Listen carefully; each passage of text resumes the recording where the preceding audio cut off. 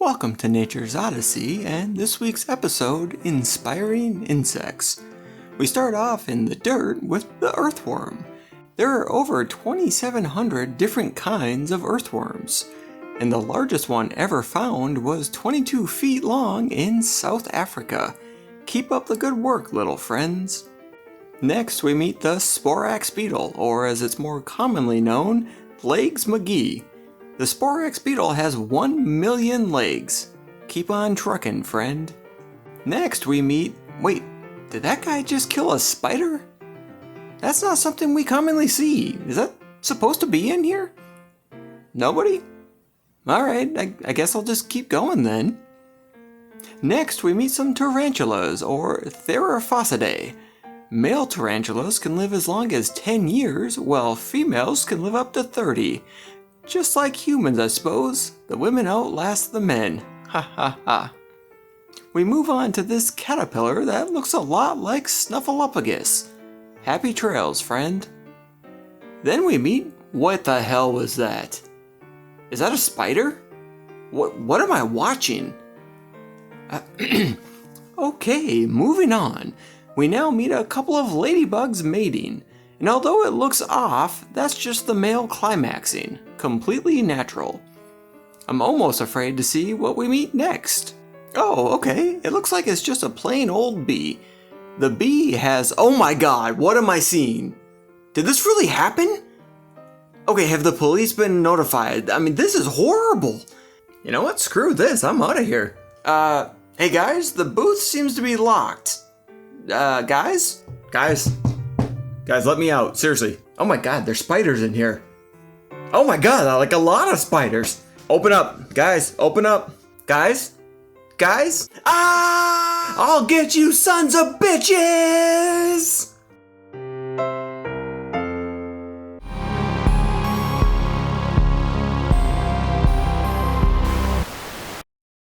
What's up, bro? How you doing, bro? What's going on, bro? What's the game plan, bro? We drinking or what, bro? Sorry, I feel like when I got the hat on like this, I should probably talk like that. What's up, guys? How are we doing today? So, summer's in full swing right now, right? And with the warmer weather, I know a lot of us are going to be going outdoors more and doing stuff like hiking, fishing, camping, trekking down Bigfoot, all the usual stuff. And you know what comes with being outside when the weather is nicer like this? Spiders. Yeah, that's right. You're outside just trying to enjoy the sunshine, you better be on the lookout for spiders. Yeah, I mean, that's a thing, right? Yeah, just go with it. That's a thing. And to help you get into the spider spotting zone today, we're going to be looking at the giant spider invasion. And don't let the title fool you. It will also help you spot just regular sized spiders as well. So, the giant spider invasion came out in 1975, and IMDb says it runs for 1 hour and 24 minutes, but the version I looked at today is only 1 hour and 20 minutes. Now, I can't find what's actually missing from my version, so either I missed it completely, or it might be a typo. One of the two. It was directed by Bill Rebane. Some of his other films include Monster A Go-Go and Blood Harvest. The easiest plot description for this is that spiders from another dimension invade Wisconsin. Yeah. So what I was planning on doing is just mentioning a couple of the actors like right now and calling it good instead of as they appear in the movie like I usually do. But there are some pretty impressive stats with this cast, so I figure I wouldn't be doing them justice if I just listed one or two. I just wanted to take a second to kind of let you know why it's been a while since the last review. I mean, if you remember in this video when I said this, hopefully they'll get that fixed soon and I'll be able to get my next video up. Sweet, innocent, stupid, naive Keith. Yeah, it actually ended up being 5 days that we were without power. And I gotta say, it got dark. I mean, literally, it was very dark, but figuratively, it got really dark. Yeah, and I had played out a similar situation in my head, and I thought for sure I'd be able to go at least 2 weeks before I turned to cannibalism, but as it turns out, day 4. Yeah, on day 4 it happened, and see, basically, I had a light lunch that day, and so I'm really not to blame here, but I'm sure you don't want to know all the details. Either way, there's one less mouth to feed around here. So, plus it butted up to a vacation, so I was out of town for 10 days, and I couldn't do anything then, so I just wanted to let you know. That's why it's been a little bit since my last review, but, well, that's it. I mean, I guess let's get back to this one, right? Enjoy. Well, if you're ready to get trained in the art of spider detection, let's get into the movie that is The Giant Spider Invasion. More freaky stuff from northern Wisconsin. We start off by seeing this light shooting through space before meeting the sheriff, and see if you can place where he's from. I'll give you a hint. It rhymes with Gilligan's Island. Hi, little buddy. That's right, it's Alan Hale. He's the captain of our heavy hitters in this cast. He has 228 acting credits on his IMDb spanning 55 years. Now I'll say that one more time. 55 years! That is beyond impressive. So obviously most people will recognize him as the skipper from Gilligan's Island, but he obviously did a lot of other work, including Hang 'em High and Johnny Dangerously. It's a great movie, by the way. Then we meet Kester, played by Robert Easton. Now he only has 152 acting credits, but they do span 62 years. That is crazy. A couple of them are Stingray and Working Girl. We also meet his wife, Ev, played by Leslie Parrish. You might recognize her from 3 on a Couch and The Devil's 8. 76 credits over 23 years for her. We also see that they're still in their honeymoon phase. Sometimes the only way I know you're still alive is when I hear you flush the toilet. Then we see a preacher that they throw in here and there, and I don't really see the point of having him in here, so moving on. Then we see Ev outside when her sister's date shows up. This is Dave. He's the same guy from the sheriff's office. He's played by Kevin Brody. He waits for his date and then tries to get some action on the side. You know, you and Terry don't look much alike for sisters, but I gotta say that good looks run in your family. Before his date, Terry comes out. They leave and we see space again before, the skipper's wearing a pinky ring. Now you know my thoughts on guys who wear pinky rings.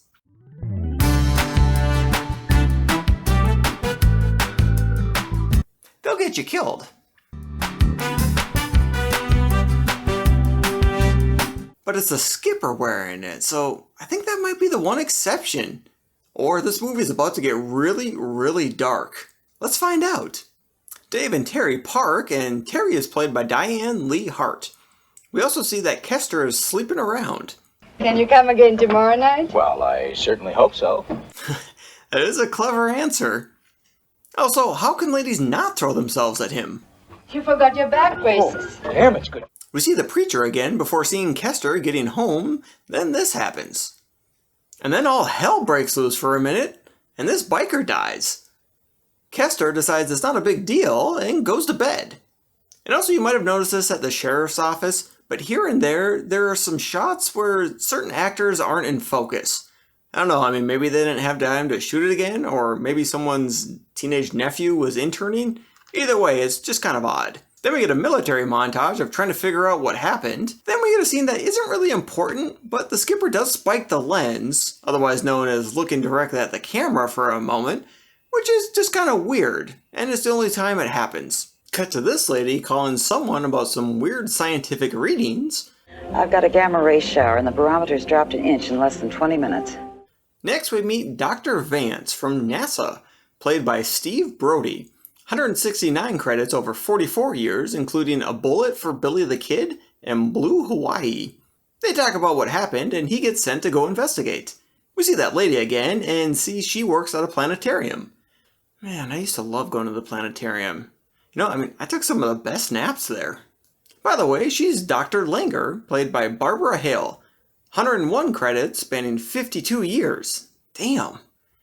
And if you recognize her from anything, it would probably be from Perry Mason. She played his secretary. Vance goes to meet her and gets understandably confused. I have an appointment with your father, with your husband, with your brother. Your appointment is with me. I'm Dr. Jenny Langer. Oh? I mean, who ever heard of a lady scientist? But I guess this movie is partly science fiction, so we'll just go with it. Lady scientist, sure. Vance and Langer talk about what they know so far, and then talk a bunch of science. Radiation level is still high. Vance suggests they grab a Geiger counter and go see the skipper. We also start to see spiderwebs popping up. Kester and Ev go out to their field to see what happened last night, and they find that indeed something landed on their land. Kester, being adaptable, comes up with a solid plan. I'll butcher up the meat like I always do, and I'll sell it to Dutch's Cafe. There might be something horrible wrong with the meat. Well, that's Dutch's lookout, not mine. As they are counting bodies, Ev finds a peculiar rock before they find Ground Zero, and a bunch more of those rocks. We see the skipper at Dutch's bar, played by Bill Williams. 116 credits over 37 years for him, including Till the End of Time and Rio Lobo. We also see Kester's mistress again, Helga, played by Christian, how the hell do you say that? Christian Schmidtmer, played by Christine, it's not Christine, Christiane Schmidtmer.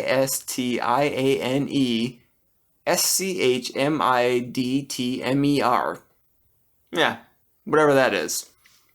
Kester and Ev try opening up one of the rocks, and it puts up a pretty good fight, but they eventually do get it open, although they miss part of what's inside. They do, however, notice what appears to be diamonds. They open up more rocks, and Ev gets prematurely excited. We're gonna be rich. What do you mean, we? Kester said he's going to go to see his cousin to find out if the diamonds are real or not. And isn't it funny how money, or the thought of money, makes certain people act kind of crazy? I never meant any of those nasty things I used to say to you. I was just teasing. Vance and Langer go to talk to the skipper, and then Davy shows up, and everybody gets brought up to speed. We see a couple of spiders in Ev's kitchen, and then the skipper gets a call about the missing biker from the night before. Kester goes looking for more rocks and solves the case for the skipper. Well, I'm sure he'll get on the horn and let the skipper know that he found him, right? Or that's another way to handle it, I guess.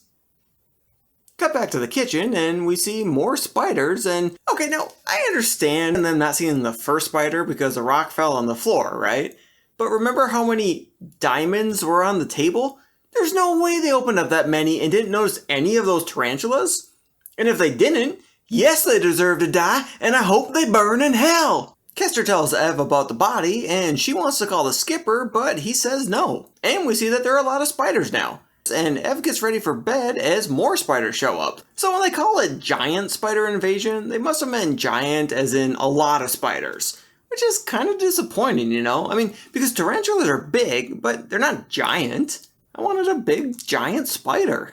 Either way, Ev goes to her dresser and...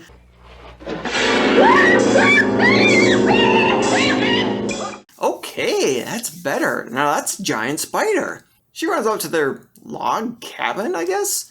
And yes! Cool, they're giving us a giant spider now. I mean, not cool for Ev, because she dies. Kester's cousin tells him the diamonds are fake, but if he had a lot of them, he would be rich. Cut to Kester and Terry, who have a weird relationship. I was 11 years old. Not any 11 now. Now I'm 35, 24. Also, as I've said before, pigtails are pretty damn fantastic. Then Kester tries buying Terry's love. Vance brings in a helicopter to try and find the crash site, and Dave is there for some reason. The chopper takes a picture of some areas that have high levels of radiation, which help Vance and Langer figure out what's happening. Totally makes sense. Cut to Kester looking for more rocks, and yes! Yes! That is awesome! Now that's a giant spider! Fuck yeah! Yeah! Whew. So Kester's dead. His cousin shows up, and he too has a thing for Terry. Well, I mean, I can kind of see why. She doesn't like him, like that, so he leaves. While driving, a spider crawls on him, then he literally drives into the giant spider. But he's able to get away, well, for a little while, before crashing and burning. As Terry is getting ready, a bunch of spiders show up. Somehow Dutch finds out about the cousin's crash and then decides to start a mob. Vance and Langer head out to the farm to investigate, and Terry's house gets attacked with her inside by a very giant spider. Then Dave shows up and starts unloading on the spider, and we see that Vance has amazing hearing. That sounds like a half-powered rifle. Okay, yeah, sure, he can totally tell what kind of rifle it is just from the sound. Okay, yeah, I know I'm picking apart his hearing in this when it's about giant spiders coming from a black hole. I know, pick your battles, right? Then Langer and Vance meet the spider, but they run away.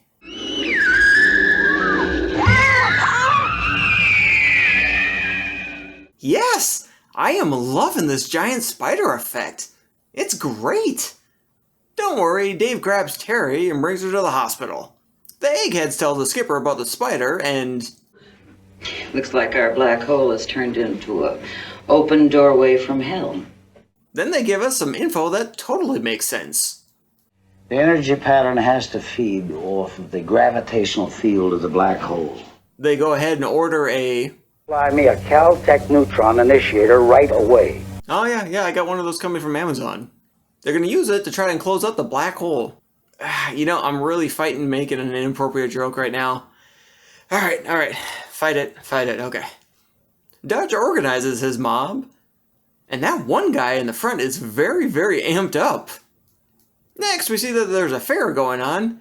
You know, I used to love going to fairs. Also, the spider is on the move. And the way they shot this with the giant spider kind of reminds me of Attack of the Killer Tomatoes. Vance and Langer find Ground Zero, and Langer auditions for a medical alert bracelet commercial. What's the matter? What'd you do? The skipper tries to stop the mob, but they don't listen, as is their wont. But I bet they wish they would have listened to him because it was a bloodbath. Okay, so this is probably the worst mob I've ever seen. Pretty sweet spider, though. Then for some reason the spider leaves. I don't know why, it was winning. Either way, it starts heading back to the farm. This deputy shows up to help the scientists. You know, I'm kind of rooting for the giant spider at this point. They arrange for the... Use your spotlight as a target and drop the gadget. to be dropped off after they fire a flare gun. Also, way to go on sounding like a real scientist there, Vance. Oh yeah, that gizmo there. Yeah, I use it all the time in my laboratory. He asks the deputy to try and stall the spider, and he puts up a hell of an effort. Way more than expected. I mean, he's straight up trying to box the giant spider. Unfortunately, it doesn't end well for him. A for effort, though. I would have totally ran away and been like, watch out! He's coming for you! Never mind.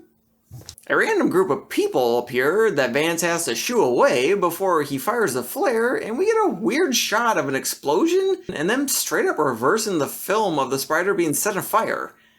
Also, it melts, then starts on fire again, I guess? I mean, it doesn't make a lot of sense, but it does give you something to roast your marshmallows on. The end. And now for some fun facts. A Geiger counter is used for detecting and measuring radiation. It's that thing in movies that makes a clicking sound when they're trying to see if an area is high in radiation. So I used to think those things were really super expensive, right? I mean, they detect radiation. But it turns out you can actually get one on eBay for under 50 bucks, so there's that. I personally think the real star of the show is Davey, or Dave, and his shirts. I mean, just look at those. That guy fucks. There are over 800 species of tarantulas in the world. Between 5 of the cast members, they have acted in 842 things and have 273 years of acting experience. That is impressive. I mean, they're no James Hong, but still impressive. When I was younger, I used to hate spiders. Now, I hate spiders. So, should you watch The Giant Spider Invasion? I mean, it's not a great movie, but it is kind of fun to watch. You know, I mean, it's fairly campy, and the plot isn't the best, but it's also not the worst. So, you know, I do wish that we could have seen more of the giant spider, because I actually liked it, but I did think it was pretty well done. You know, if you don't expect gold, you'll probably have a good time watching it. If you do want to check it out, I'll put a link in the description where you can check it out for free. At least at the time I recorded this. In my last video, I reviewed Skinned Alive, so I'll also put a link up so you can check that out as well. Well, I guess that's going to do it for this one. Thanks for tuning in, and go and have fun outside. I mean, summer doesn't last forever, right? Alright, I'll catch you next time.